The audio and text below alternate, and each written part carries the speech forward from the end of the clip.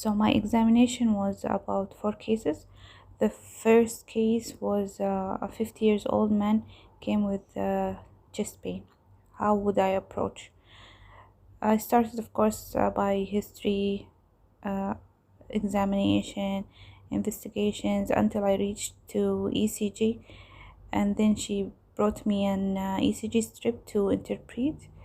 So I found that it is ST elevation in lead 2, 3, and AVR. So my diagnosis was inferior MI, and then I proceeded to the management, oxygen, aspirin, morphine, and metoclopramide, and then the important thing that you should say after stabilizing the patient, I will refer him to a tertiary hospital escorted by me or a doctor. The second case was about a patient, 3 years old, history of cough 1 day ago, and no any other symptoms. During history and examination, everything was normal until and I asked about the type of cough, so it was barking cough, and any other examination was normal, investigation was normal, so it was a mild croup. And about the management, oral dexamethasone, and then she told me if it was moderate to severe, how would I treat it. So I told her that dexamethasone and nebulized epinephrine, and then follow up after 4 hours. The third case was ectopic pregnancy.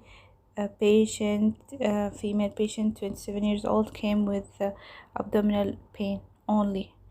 During history examination, I started by history examination. There was no any other symptoms, no history of amenorrhea, until I reached to investigations, CBC, serum, SCG, and bleeding profile, and then ultrasound. Then she stopped me.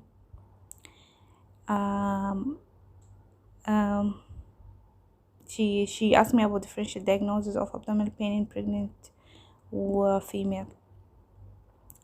Sorry, in female.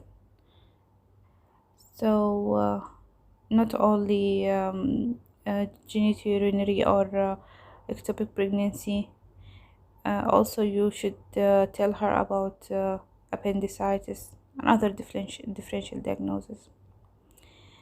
And the fourth case was 40 years old male, came with only dizziness and fatigue. So I proceeded with also history examination, and during that I found that he eats a lot of dates, and so I went to investigation for general investigation and random blood sugar, and then she told me that it was 30, and on urine there was ketones, so it is of course DKA.